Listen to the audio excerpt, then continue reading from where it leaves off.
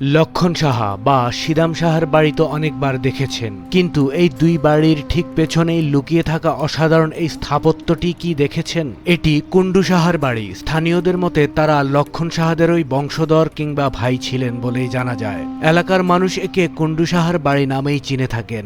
এর দেয়াল জুড়ে থাকা কারুকার্য আর পুরনো দিনের স্থাপত্যশৈলী আপনাকে মুগ্ধ করবেই।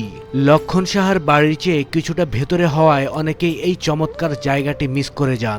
এর নিখুঁত কারুকার্য যেন কথা বলে ওঠে। ইতিহাস আর ঐতিহ্যের খোঁজে যারা ডাঙ্গায় ঘুরতে আসেন তাদের জন্য কুণ্ডু সাহার বাড়ি হতে পারে দারুণ এক গন্তব্য।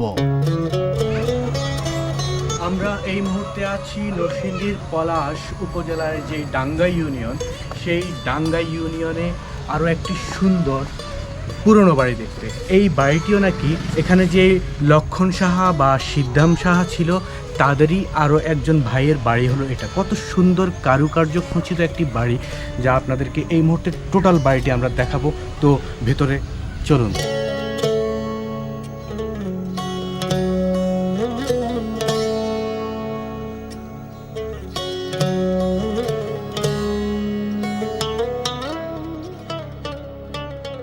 এত সুন্দর কারুকার্য খচিত এই বাড়িটি হলো সিদ্ধাম সাহার বাড়ি। লক্ষণ সাহার বাড়ি ফেলে এসে তারপর হলো সিদ্ধাম সাহার বাড়ি। এটাই সেই সিদ্ধাম সাহার কারুকার্য খচিত বাড়ি। সামনে আরও একটু দূরে যেটা, এটা আরেকজনের বাড়ি, যেটা আমরা টোটালটাই দেখিয়েছি আপনাদেরকে দেখাচ্ছি, সেটা হলো আরেক ভাইয়ের বাড়ি। এটা হলো ছোট ভাই সিদ্ধাম সাহা যিনি ছিলেন তার বাড়ি।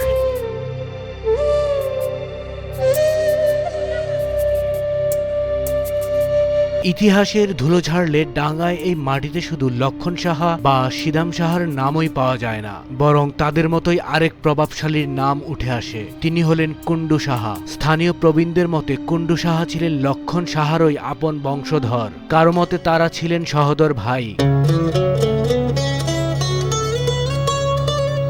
এটি হলো ডাঙ্গার ঐতিহ্যের মুকুটহীন সম্রাট লক্ষণ সাহা জমিদার বাড়ি। 19 শতকের রাজকীয় স্থাপত্য আর দেয়াল জুড়ে থাকা এই নিখুঁত কারুকার্য আজও আভিজাত্যের সাক্ষী দেয়। এটা হলো জমিদার লক্ষণ সাহার বাড়ি, যার নামে সবচেয়ে বেশি সম্পদ ছিল, যে সবকিছু তত্ত্বাবধানে ছিল, তিনি হলেন জমিদার লক্ষণ সাহা। এটা হলো সেই লক্ষণ সাহার বাড়ি। ওই পাশে ছিল সিদ্ধাম সাহার বাড়ি, এবং এই পাশে যেটা আমরা পুরনো বাড়ি দেখছি ভাঙাচোরা অবস্থা, সেটা হলো তাদের আরেক ভাইয়ের বাড়ি। অসাধারণ কারুকার্য খচিত এই বাড়িটি আপনারা সবসময় দেখতে আসতে পারেন। তিনতলা এই রাজপ্রাসাদে যেমন আছে বিশাল অন্দরমহল, তেমনি বাড়ির পাশেই রয়েছে পারিবারিক মন্দির। আজ লক্ষণ সাহা নেই সেই জমিদারি আমল, কিন্তু তার এই অসাধারণ সৃষ্টি আজ নরসিংদীর বুকে ডাঙ্গার আভিজাত্য আর ঐতিহ্যের সাক্ষী হয়ে দাঁড়িয়ে আছে। এই বাড়িটি নির্মাণ হয়েছিল আজ থেকে প্রায় 150 থেকে 170 বছর আগে, 19 শতকের মাঝামাঝি সময়ে। লক্ষণ সাহার বাড়ির চেয়েও সূক্ষ্ম কারুকার্য আর দামি পাথর ব্যবহার করা হয়েছিল এই কুণ্ডু সাহার বাড়িতেও, যা প্রমাণ করে তারা আর্থিক ও রুচির দিক থেকে কতটা এগিয়ে ছিলেন। কতটা ভয়ঙ্কর অবস্থার মতো এই মুহূর্তে আছে। কত সুন্দর তার কারুকাজ ছিল, দেখলেই বোঝা যাচ্ছে যে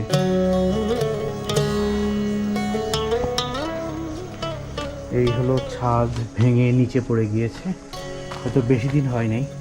এই সেই চুনসুরকি। এই বাড়িটি তেমন একটা কেউ আসে না, দেখেও না, একদমই পরিত্যক্ত একটা অবস্থা, ভেঙে চুরমার অবস্থা।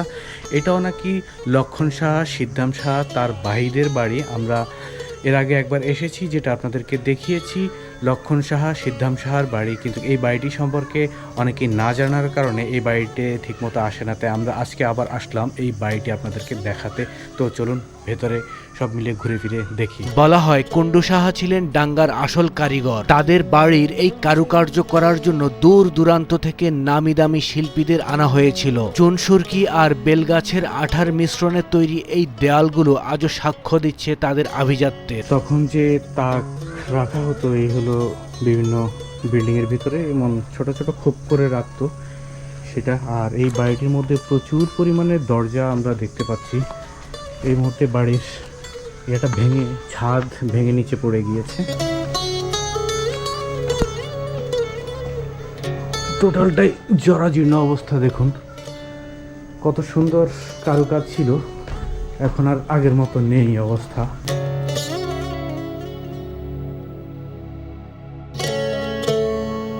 আমাদের মনে প্রশ্ন আসতে পারে কেমন ছিলেন এই জমিদার। ইতিহাস বলে তারা ছিলেন অত্যন্ত শৌখিন এবং প্রজাবৎসল। তাদের বাড়ির উঠোনে বসত 12 মাসে 13 পার্বণ। দুর্গাপূজা থেকে শুরু করে যাত্রাপালা সবই হতো রাজকীয় আয়োজনে।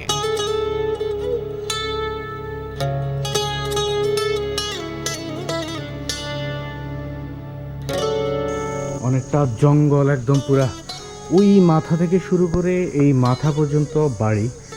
দেয়ালের মধ্যে এক ধরনের গাছ জন্মেছে, পুরাটাই ধ্বংসস্তব অবস্থা বর্তমানে। এই জমিদাররা তখন আসলে কতটা রাজকীয় টাইপের ছিল, তাদের এই বাড়ির কারুকার্যগুলো দেখলে আসলে বোঝা যায় কত সুন্দর তখন তারা এই কাজগুলো করেছে। এদিক দিয়ে আবার একটা সিঁড়ি আছে নামার জন্য। তারা শুধু খাজনা আদায় করতেন না, এলাকার হাট বাজার এবং শিক্ষা প্রসারেও তাদের ছিল বড় অবদান। কিন্তু নিয়তি তাদের জন্য অন্য কিছু লিখে রেখেছিল মনে হয়। তৎকালীন অবিভক্ত বাংলার রাজনৈতিক অস্থিরতা আর 1947 সালের দেশভাগ, যে ডাঙ্গার মাটিতে তাদের পূর্বপুরুষদের রক্ত ঘাম মিশেছিল, সেই মাটি একদিন তাদের জন্য পর হয়ে উঠল। প্রশ্ন জাগে, কেন তারা এই রাজকীয় ঐশ্বর্য ফেলে চলে গেলেন? বাড়িতে ঢোকার সময় যে গেট, এটা হলো সেই গেট। অসাধারণ কারুকার্য, খচিত বাড়ি।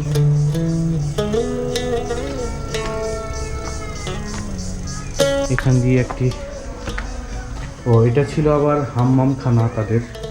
এই বাড়িটির মধ্যে ভেতরেই ছিল হাম্মামখানা, যেটা দেখা যাচ্ছে। বিশাল বড় ওয়াশরুম। এখানে মনে হয় পানি রাখার ব্যবস্থা থাকতো। কত বিশাল বাড়ি! এই বাড়িটিও অনেক বিশাল কারুকার্য খচিত বাড়ি, যা দেখলেই বোঝা যায় যে কতটা রাজকীয় ছিল তখন তারা। তখনকার ইট এখনো কত শক্ত, যা মনে হয় বর্তমানের ইটকেও হার মানাবে, এতটা শক্ত তখনকার ইটগুলো ছিল। আসলে দাঙ্গা আর নিরাপত্তার অভাব ছিল প্রধান কারণ। একদিন মধ্যরাতে যখন পুরো গ্রাম ঘুমে আচ্ছন্ন, তখন কুন্ডু সাহারা তাদের আজীবনের স্মৃতি আর স্থাবর সম্পত্তি ফেলে অজানার উদ্দেশ্যে পাড়ি জমান। মানে রুম ছিল প্রচুর পরিমাণে, রুম বলতে রুম অভাব নাই এই বাড়িটির মধ্যে। এত পরিমাণ রুম দেখা যাচ্ছে, জায়গায় জায়গায় রুম, প্রত্যেকটা জায়গার মধ্যে রুম। ওই যেই দৌড়গুলা এখনও কত শক্ত হয়ে দাঁড়িয়ে আছে, লোহা কাঠের মেবি। এটা মনে হয় সামনের যে ড্রয়িং রুম ছিল সেই ড্রয়িং রুম। দেখুন একদমই পুরা পরিত্যক্ত অবস্থা, গাছগাছালি দিয়ে পুরা অন্যরকম হয়ে আছে জায়গাটা। ভেতরের রুমের জানালাগুলো আপনাদেরকে যদি দেখাই, এখন ওই যে কারুকাজের অংশ।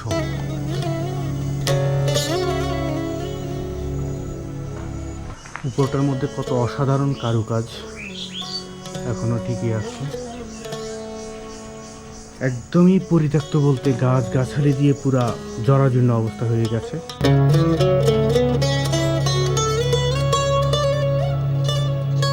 পুরো সবগুলোর ছাদই ভেঙে গিয়েছে অলরেডি, কোনো কিছুই নেই, ছাদগুলো নিচে পড়ে গিয়েছে। কেউ বলে তারা কলকাতায় চলে গিয়েছেন, আবার কেউ বলে তারা ভারতের ত্রিপুরা বা উত্তর 24 পরগনায় বসতি গড়েছেন। চলে যাওয়ার সময় তারা সাথে নিতে পেরেছিলেন শুধু তাদের হাতে গোনা কিছু গয়না আর মূল্যবান দলিল। সেই রাতে তাদের চোখের জল এই বাড়ির উঠানে মিশে গিয়েছিল কিনা তা আজ আর জানার উপায় নেই, কিন্তু রয়ে গেছে এই বিশাল অট্টালিকা, যা আজ নিস্তব্ধ সাক্ষী।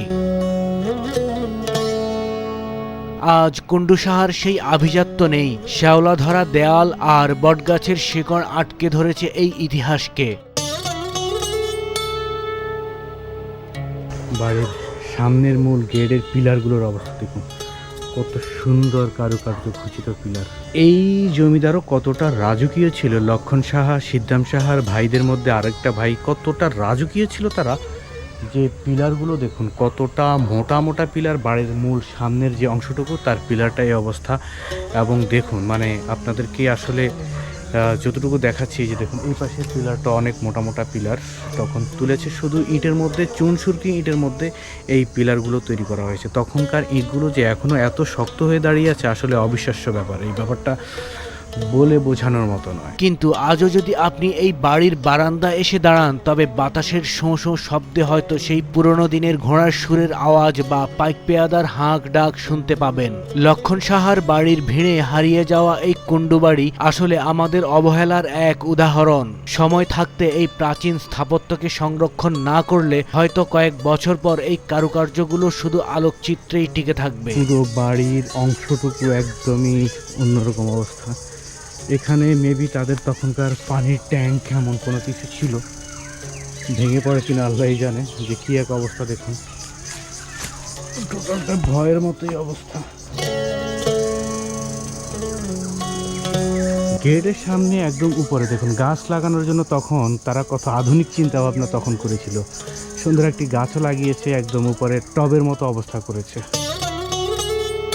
একসময় ডাঙ্গার এই অঞ্চলটি ছিল ব্যবসা বাণিজ্যের এক বিশাল কেন্দ্র। কুণ্ডু সাহারা কেবল জমিদার ছিলেন না, তারা ছিলেন বড় মাপের ব্যবসায়ী। কাপড়, লবণ আর পাটের কারবার, তাদের আধিপত্য ছিল পুরো মহকুমা জুড়ে। তাদের ঐশ্বর্য এতটাই ছিল যে কথিত আছে তাদের বাড়ির সিন্ধুকে থাকা মোহরের শব্দ নাকি বাইরের রাস্তা থেকেও শোনা যেত।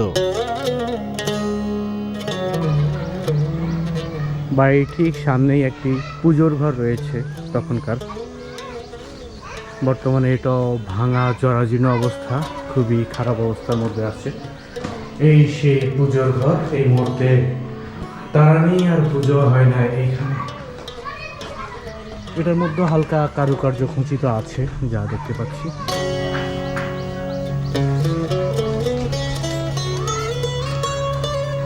আর হলো এই ঠিক হলো বাড়িটি হলো এটি, বিশাল বড় বাড়ি, যা এক মাথা থেকে এক মাথা আরেক মাথা অনেক দূর পর্যন্ত।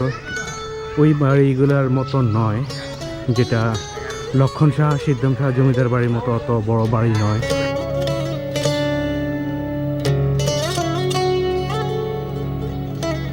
আমরা ঘুরে দেখলাম পুরো এই বাড়িটি। অসাধারণ সুন্দর একটি জমিদার বাড়ি ছিল, কিন্তু বর্তমানে টোটালটাই অন্যরকম হয়ে গেছে, ভেঙে চুরমার একদম অন্যরকম জরাজীর্ণ অবস্থা। যাই হোক, যদি এটা সরকারিভাবে বা প্রত্নতত্ত্বর আন্ডার থেকে এই কয়েকটি বাড়িকে, এখানে যে কয়েকটি বাড়ি ছিল লক্ষণ শাহ, সিদ্ধাম শাহ এবং কি এই বাড়িটি, এগুলোকে যদি প্রত্নতত্ত্বর আন্ডারে যদি রাখা হতো তাহলে মনে হয় কালের সাক্ষী হিসেবে মানুষ দেখতে পেত। কত সুন্দর কারুকার্য খচিত এই বাড়িটি, আসলে যে কেউ দেখতে যাবে। যেমন আমরা চলে এসেছি অনেক দূর থেকে দেখার জন্য এবং কি আপনাদেরকে দেখানোর জন্য। তো আমাদের এই বাড়িটি, এই ভিডিওটি কেমন লেগেছে আপনারা আমাদেরকে কমেন্টে মতামত জানাতে পারেন। পরবর্তী ভিডিও কি দেখতে চান সেটাও জানাবেন। সবাইকে অসংখ্য ধন্যবাদ। Tata, bye bye.